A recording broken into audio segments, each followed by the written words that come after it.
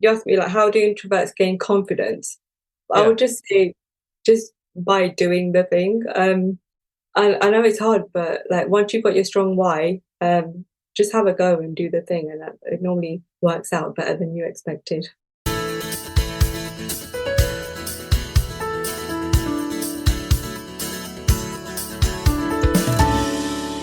Hello, and welcome to episode 111 of the Quiet and Strong podcast, especially for introverts. I'm your host, David Hall, and the creator of quietandstrong.com. It's a weekly podcast dedicated to understanding the strengths and needs of introverts. Introversion is not something to fix, but to be embraced. Normally, we'll air each episode on a Monday. Be sure to subscribe on your favorite platform. Leave me a review. That would mean a lot to me. Tell a friend about the podcast. Help get the word out there that introversion is a beautiful thing. Anita Popat has a deep understanding of brand awareness and lead generation from her years in sales and marketing. She's also a passionate advocate for introverted business owners, helping them create Instagram and LinkedIn strategies that maximize their impact without draining their energy. She knows how to craft content that oozes personality and converts clients. With her help, introverted business owners can develop their profiles more strategically, intentionally, and with purpose so they can maximize their success and minimize their time and energy expenditure. Anita believes in the power of embracing introversion and leveraging it to create meaningful connections with followers and clients. All right. I'm excited to welcome my guest, Anita. Anita, welcome to the Quiet and Strong podcast. Hi, it's great to be here. And we're going to get into the great work you do around marketing, especially for introverts. But before that, we always like to start, tell us about yourself. Tell us about your journey to the work that you do and discovering that you were an introvert and how you embraced it. Yeah, sure. So I'm Anita, and I am a Instagram and LinkedIn strategist for mainly service-based business owners. So I help people show up as their true selves on Instagram and LinkedIn by helping them create a strategy that feels really, really them. So then they can portray their true personalities through their content and attract the kind of clients that they really want to work with.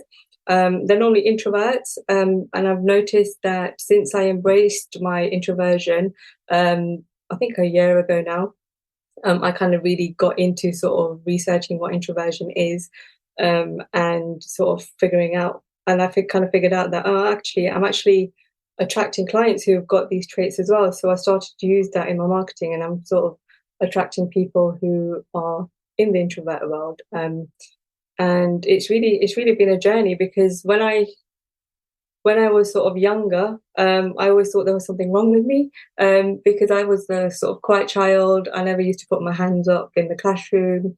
And later on in the corporate life, when I was in meetings, like I was surrounded by sort of quite extroverted salespeople.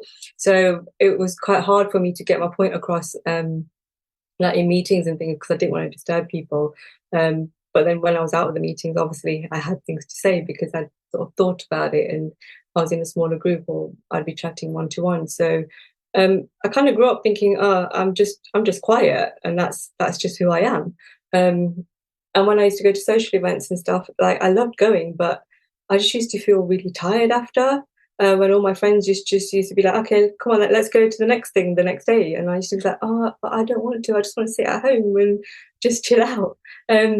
And it's only sort of since I started reading into introversion and stuff, and I've watched Susan Cain's TED Talk, and then read the books and like your podcasts and blogs and things, that I thought, oh, actually, like it's not just me. There's nothing wrong with me. It's actually a thing, and it's okay to be how I am. And it almost gave me like a permission slip to be like, okay, it's fine. Like there's nothing wrong with me. I can be who I am. And especially on social media where everyone's portraying an extroverted version of themselves, I kind of thought, okay, well, it's okay to be who I am and portray myself as who I am, and the people who resonate with the message will come. So that's where I am now, and what I'm helping others do as well. Yeah. And you're in good company. So many guests have come on and said something like that. I felt like something was wrong with me. And I'm included in that. I thought, why can't I be more like this person or that person? And we were talking a little bit before we started, and this is new for you. You've been doing marketing a long time, but you just really came to understand your introversion very, very recently.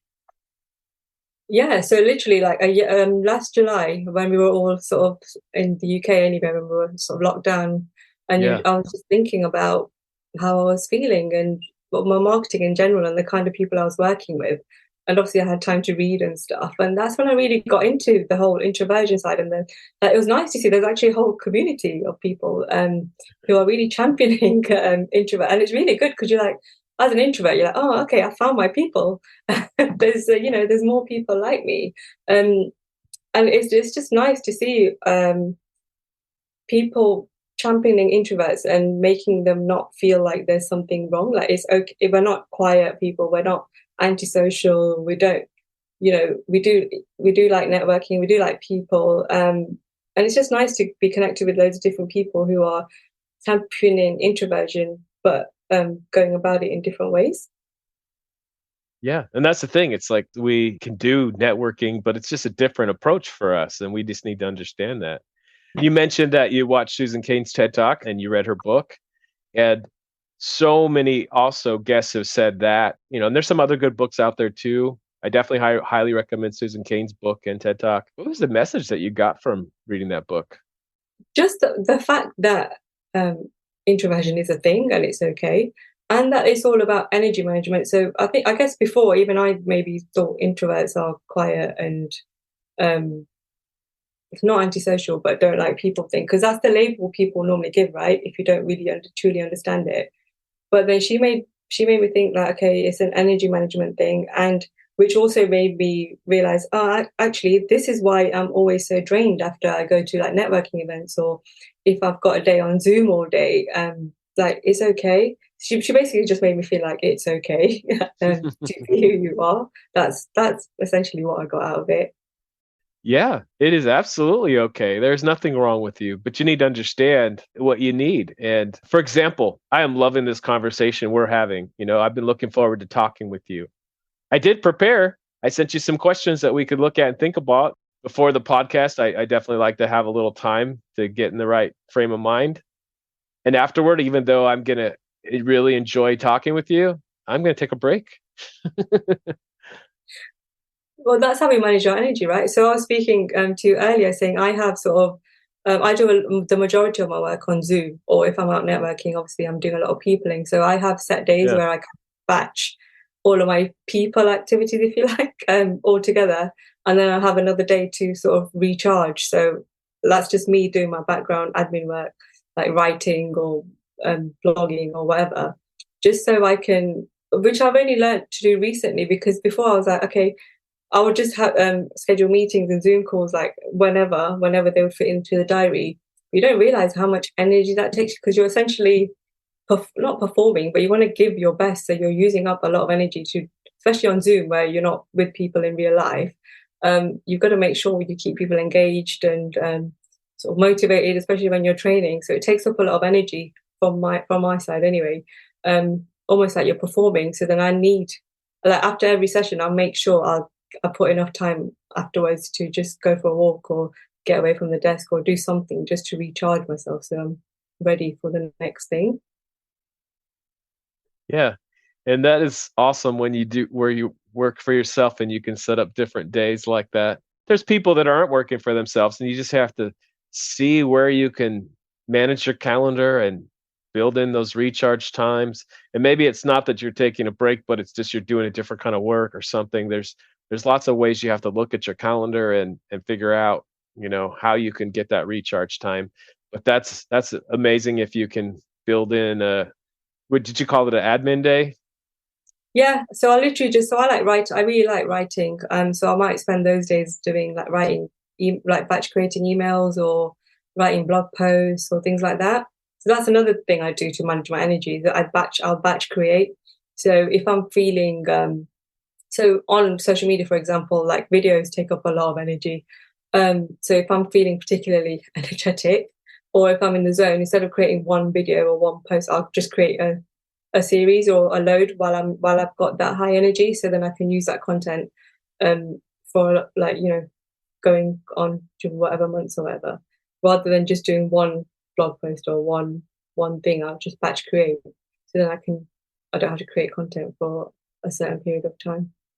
Yeah, that's great. But again, no matter what someone's situation is, you just got to figure out, okay, what do I need? What energizes me? What drains me? How can I fit all of that in? Mm-hmm. It's I think it's a thing like to know that the thing is draining you, because I think it's easy to just carry on in your working day and think, oh yeah, I can do all of this stuff. Sometimes you can feel like, oh, I've only done these 2 calls and I'm knackered, but you don't realize that in those 2 calls you're using up so much of your energy. It's okay. Like, I think sometimes you just need to give your permission to like have that rest and know that, okay, I'm an introvert, so I work differently. I need to rest, so it's not a bad thing. I'm using the rest period so I can recharge and do better work later on. Yeah, yeah, exactly. In the work that I mainly do, I have a lot of meetings, but it's different every day.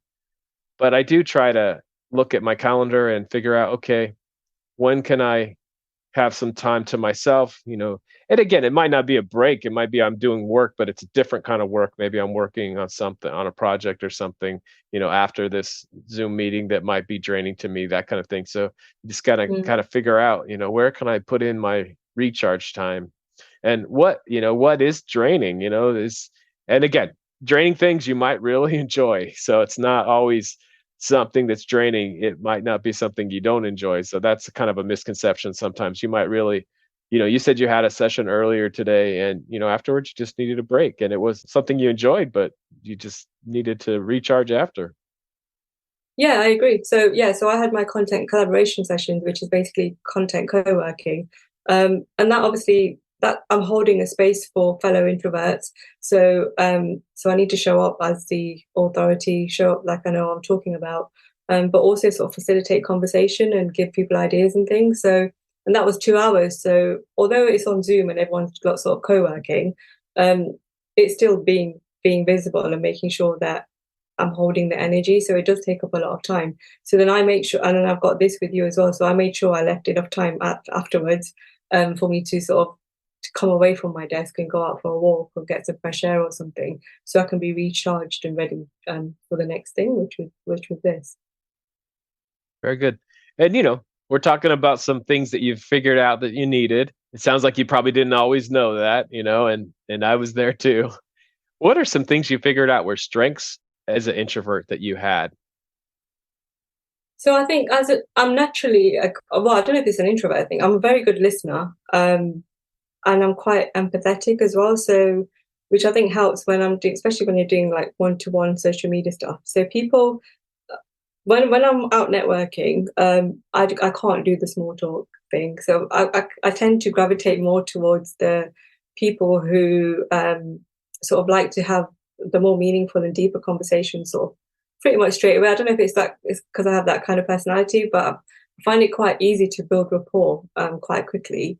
And then I think when I'm networking, rather than doing all the talking, I'll ask questions. So then they do all the talking, and then I'll just listen. And I think as an introvert, that's a tip I would give. That if you're networking, you don't feel comfortable talking to people, just ask a question, and people will more often than not happily just talk at you, and then you can just sort of listen and just sort of nod and say and get into the conversation that way. But then when you do talk, I think they'll find it more engaging because you're. I tend to I tend to just have conversations that aren't like to do with the weather or work or anything. It might be like life stuff. Yeah, yeah. So that's pretty common that we don't like the small talk so much.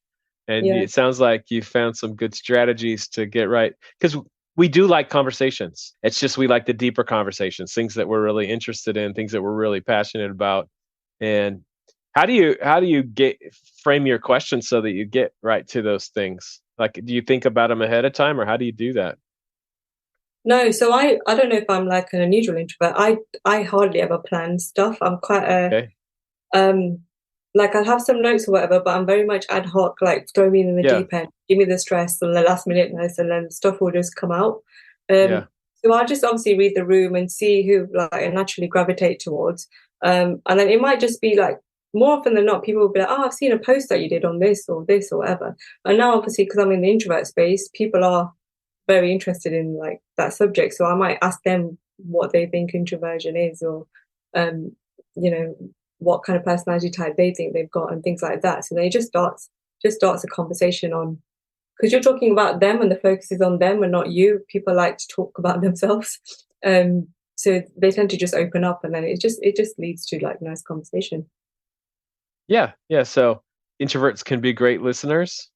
I Mm. always I always say though, it's if they're truly active listening, and it's not just because someone's talking.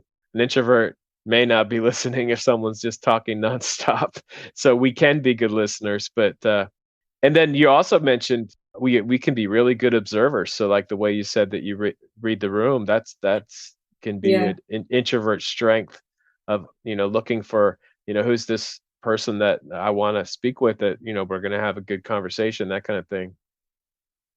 Yeah, especially when you're like, if you're at a face-to-face networking event, it's easy to see. You can tell when there's the person who just talks about themselves and they don't let anyone get a word in edgeways, and there's, Yeah, you see the people who are genuinely sort of embracing conversation and like things are chewing and flowing nicely. So I obviously gravitate towards the ones who aren't going to be talking about themselves and the ones who like to actually have a conversation. But then again, it's all down to I think the kind of networking event you attend as well. So I prefer the more free flowing, not the ones where you have to stand up and sort of talk to the room and do a pitch. I like the more just go in and sort of mingle, and like the more relaxed ones, because yeah, I feel like I don't know. I feel like I'm not on show then. I feel like I'm not standing up in front of an audience and having to talk, which I still find it much easier now, but I used to find that really intimidating because I don't like to have attention on myself. so on this show we talk about the strengths of introverts, the needs of introverts, some strategies for success. So we're going to definitely get into more of the marketing work that you do, but we also bust some myths, and I think we busted one right there. It's like, we do like to talk with people, we do like conversations, just we like deeper conversations. So it's not that we Yeah. don't like to talk with people, it's just we don't love the small talk usually. Is there any other introvert myths that you want to bust today?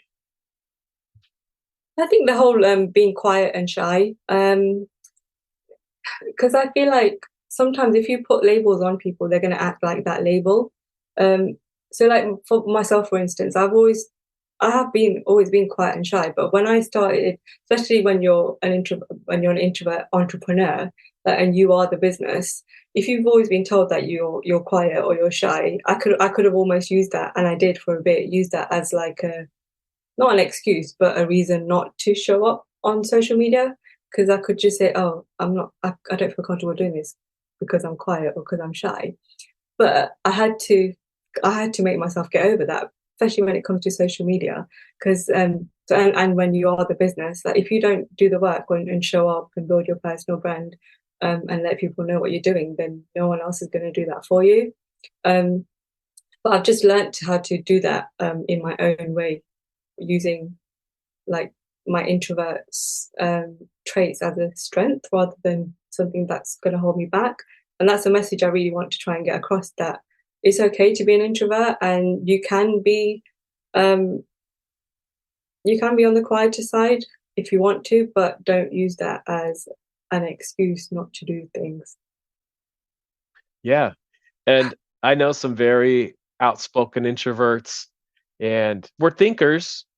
And so even though I was shy at one time, I'm not anymore. But someone at times might still label me as quiet because guess what? I'm busy thinking, you know. And I figured out I'm never going to be a chatterbox because, we think and then we speak, and we don't say everything. We're really putting our ideas together and saying usually what we think is most important. So the quiet piece for me will always be there sometimes, but I'm definitely not shy. And a lot for me was understanding, oh, I do think it's a gift. I am analytical. And that's the thing. We have gifts as introverts. And, we may not talk as much because we're in our heads, and it's a good thing. You can come up with some great marketing strategies while you're thinking about things, right? So it's a good thing. How did you gain confidence as an introvert? Because it sounds like you overcame your shyness. Yeah, I feel like I just want to go back to the quietness thing. I feel like it makes a difference who you surround yourself with as well, because there might be some groups that I might be in some conversations where I just find it really hard to just get a word in edgeways and talk because of the personalities in there. So I feel like it's important to surround yourself with people who are the same vibe as you as well, so you can actually talk when you have something to say. Um, when I literally I had to overcome my shyness, so I kind of almost separated my business from myself, and thought, right, you need to show up for the business. So I kind of made myself do stuff. Um, but then I sort of obviously I tried different things out, but then I figured out what works and whatnot. So on Instagram, for instance, like obviously Reels is a big thing, and people think that you've got to dance around and do all the funny dances and stuff. And obviously I tried that out because being an Instagram coach, I can't like not practice what I preach. So obviously tried it out and it didn't suit me because that's just not me. So then I was like, okay, that's fine. Let me just figure out ways that I can use Reels, but use them to my advantage and in a way that suit my personality. So I'm doing things like, so I do that now. So I might just do like talk to the camera, or I might put a quote up, or I might just share some behind the scenes stuff. And it still gets the right reach and it still attracts the same amount of people. So I've just learned to use the different tools in a more introvert friendly way. And I teach others to do the same. Yeah, it is funny that there is that pressure that you have to do this way. And I'm never gonna dance on Instagram. It's just not gonna happen, you know? And but it's funny, like there's that pressure to do that, you know. Especially when everyone's saying, "Oh, Instagram's like Reels are the next thing, and if you don't do them, then your reach is going to go down and stuff like that." But then, the head of Instagram only just announced a couple of weeks ago that they realized that they put too much focus on video, and they're going to balance it out to photos now. So, like photos are back. So, and carousel, so the swipey posts are doing really well for me, and that's not showing my face at all. That's just writing, which I love writing. That's a big strength of mine, which I lean into as an introvert. So I use that strength, and I basically just write mini blog posts on my Instagram, and that's working well for me. So I think lean into what you like doing, rather than what the algorithms dictate, and then you'll always attract the kind of clients that you want to work with because they'll like what you're putting out because it's authentic. So that's some ways that it might be different how you market as an introvert. What are other ways that it can be different marketing when you're an introvert, getting your message out there? What other approaches might you see? So if people don't want like social media, I don't think people can not be on there, but there are ways to like if you don't feel comfortable showing your face, you can go on there without showing your face by just creating sort of text-based stuff and just images. But you can do like things like blogging, which is good, which is a good way to market yourself if you're more if you like writing, um, collaborating with other people. So things like doing this, podcasts. Um, Again, if you like, if you don't, I'm going leaning towards the showing your face thing, thinking introverts don't like to show their face. But I feel like things like blogging, podcasts, um, introverts tend to lean in them more because they're a bit more. I'm not going to say more. They feel more safe because you can't see your face, but just because they feel a bit more intimate and the conversations are like one to one, if that makes sense. Yeah. So you work with a lot of other introverts. Probably for some introverts, they don't have a problem with showing their face. Are you finding that? I mean, it's probably going to depend on the introvert if whether they like to be on video or not, right? So I show my face and I'm an introvert. So and people are like, "Oh my God, you're on social media, but you say you're an introvert." We're like, "That's just wrong." I'm like, "Not really." So that's another myth. Like I kind of said, we don't like showing our face, but some do, some don't. It's the but what helped me was again separating myself as a business to my person and not taking it personally. So people don't like to show their face because they're scared of like because of the fear of judgment. and they don't want to. They just think people are going to be like, oh my god, like what? Who do they? Not who do they think they are, but they feel like they're on show, and like what they're going to say is going to be judged by people that they know or might not know. But the way I teach people is you need to get once you get clear on what your why is, like what is it that you really want to send out to the world, like what's your message, what are you trying to teach, and the more you get clearer on that and what it is that you're trying to do, it becomes much easier to show up because then you're showing up in a sort of more serving mode rather than so it's about helping people in your community. So I'm really passionate about helping introverts show up as their true selves on social media. So I use that to fuel my sort of fear of showing up, showing my face on social media because um, it's more important for me to get that message across than for me to be shy and withdrawn and not show my face. If that makes sense. Yeah. So you mentioned that it's really important to have your message. How do you help your clients work on that where they define what their message is that they want to share? So it all starts with like the whole values, mission, what their goals are, what they're trying to achieve in not just on social media but in their business and life as a whole. And then I sort of bake that into trying once we know what all of their goals and their values are, um, I'll kind of bake that into what their expertise is, what kind of transformations they want to get for their clients, and then um, we'll try and come up with a message that sort of encapsulates all of that. So it's got their personality and the client transformations in there. Um, Sometimes I feel like it's hard to see. It's the whole like when you're in the job, it's hard to see the label thing.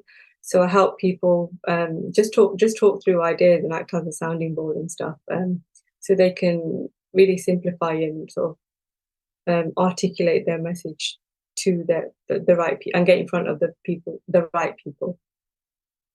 Okay. And you said, you've been talking about Instagram. That's one of the ways. Is there any other strategies that you use or help people use to get their message out there? Yeah, so we start with their why and things like that, and then we'll content. So content is obviously a massive thing as well to try and get people sharing their messages. So I'll help people create a content strategy based on sort of who they're trying to target, and then I help them come up with themes because I feel like with content, people can be really like, oh, I don't know what to post, or um, I don't think what I've got is like interesting enough, or I'm boring, I don't have enough just anything to say. Or if you're an introvert, you think, oh, you know, I'm quiet or my life's not interesting. So then I just help people come up with a content plan. Um, but that's going to have content that takes their customers on a journey, rather than just like ad hocing, like, oh, I feel like posting this today, I feel like posting that today. I help them create content that's actually intentional, that's got some purpose, that's really going to resonate with their ideal clients, and help them structure it in a way that is going to go out consistently, so they're in front of their clients consistently.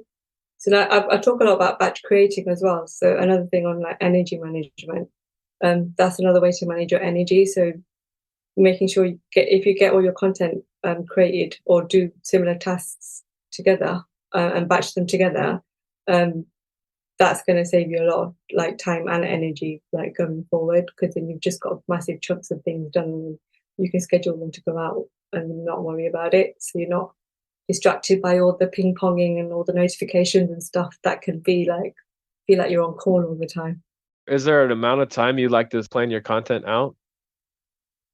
I'll do like, but so I like to know what I'm doing like in a month. I have a loose sort of content ideas mapped out in a month. So I might choose a theme for a month or a product or service that I want to sort of promote in that month, and then I'll create pieces of content that are obviously all leading to that thing.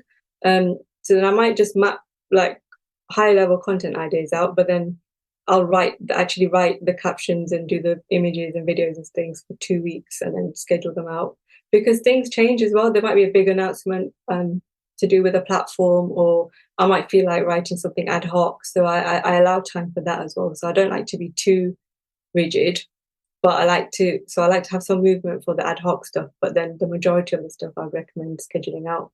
So you're not worrying about, because it takes a lot of energy, like waking up every morning and thinking, oh, I haven't posted for ages. What shall I post today? And people end up posting nothing then, and then that means they're not visible, and it just starts a whole spiral. Yeah, and plus, if you make a plan, there's some strategy behind it, and it's not just Exactly. random. Yeah. Yeah, All and right. it's likely to get you clients rather than you thinking, oh, why is this not working? So I know the two big platforms you talk about are Instagram and LinkedIn. When do you use Instagram and when are you using LinkedIn? What's the difference for you? So I use both quite regularly. They're both they're both completely different. If some people would say, because obviously Instagram is very visual, and LinkedIn I tend to, for some reason, stray towards just writing text only posts.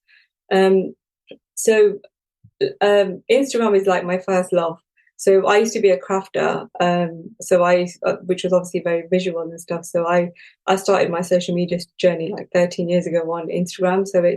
And I feel like there's obviously loads of more different types of content that you can create, but then I feel like it's easier to get in front of different communities, like that you can find through the hashtags and things. Um, so I feel like that's a different audience there. But then LinkedIn is more, um, because I do a lot of networking. That's got more of my corporate freelancer type friends and like connections on there. So yeah, I feel like I have two different audience. So Instagram seems to be my solopreneur freelancer type people. LinkedIn is as well, but then I also have the corporate colleagues on there as well. And do you do the same thing for LinkedIn? Do you plan out your content in advance?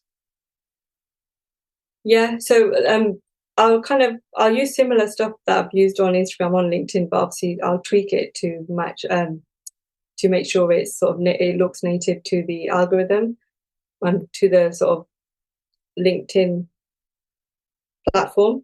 So I might have like an Instagram carousel or a caption or something, and I'll format that so it looks like it's native to LinkedIn and how the LinkedIn audience normally like to consume stuff. Do you post more often on one than the other?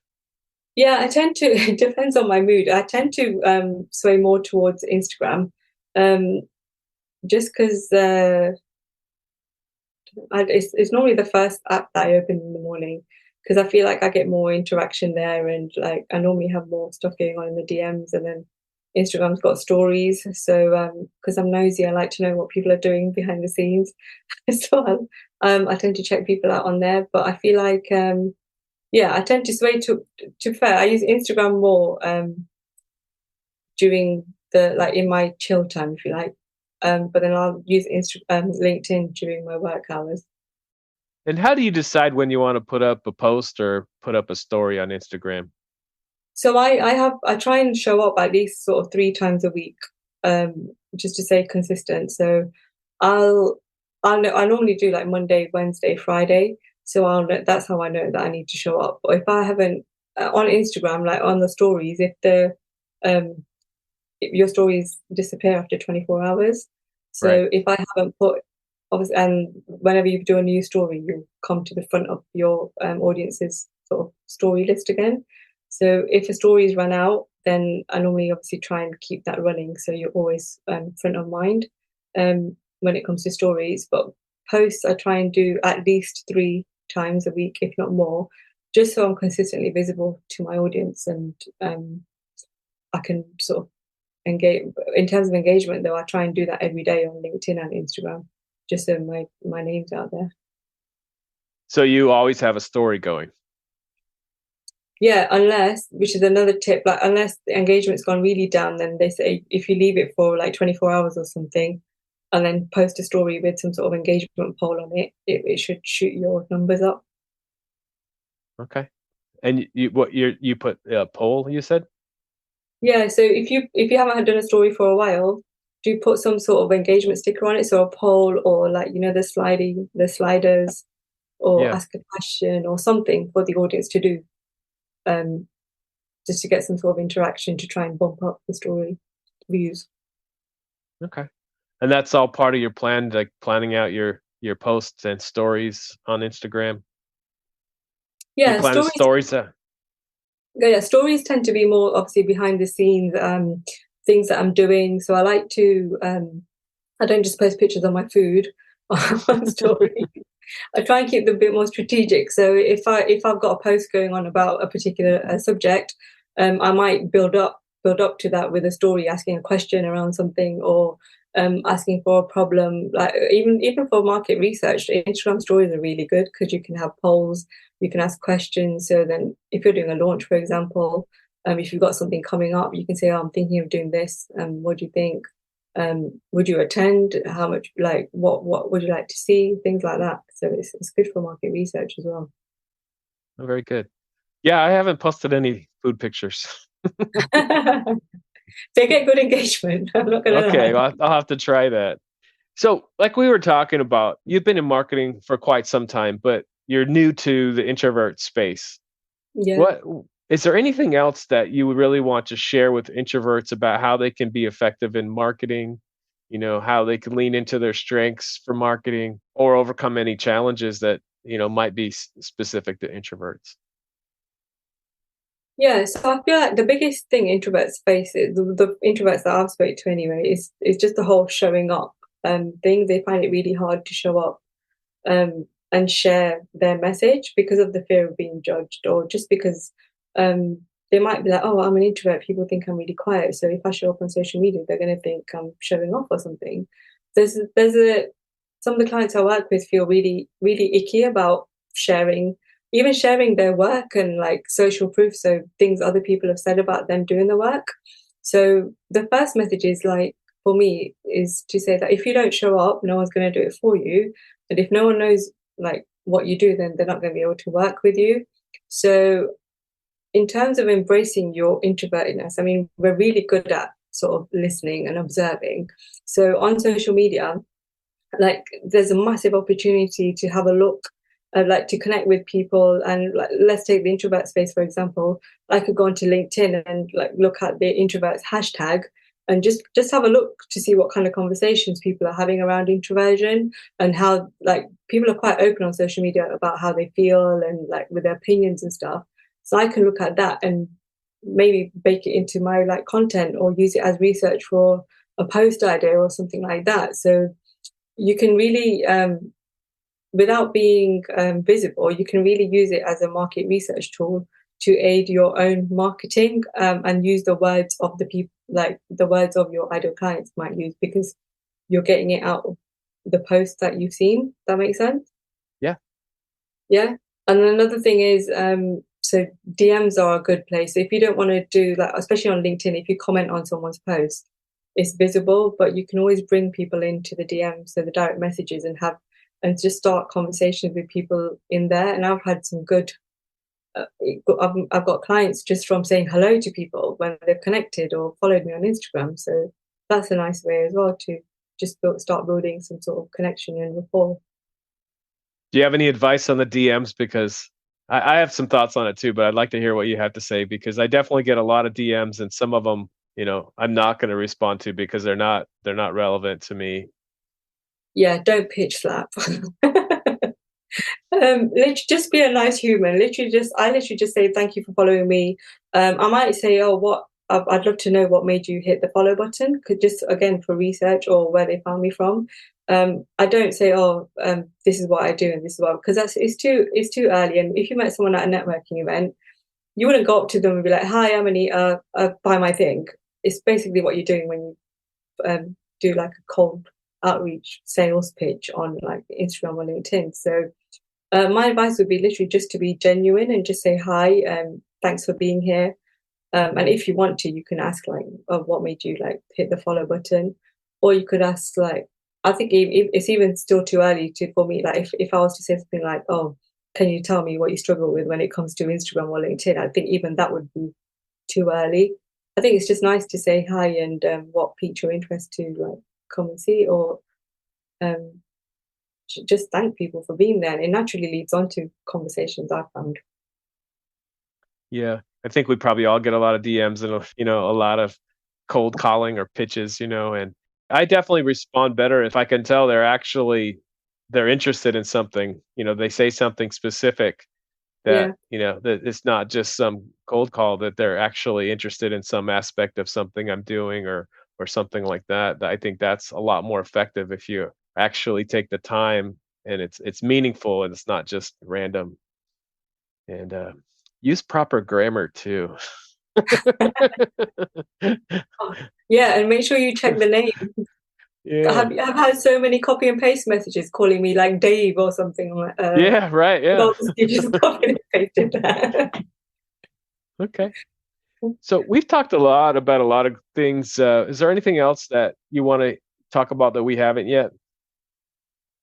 No, I think we've covered everything.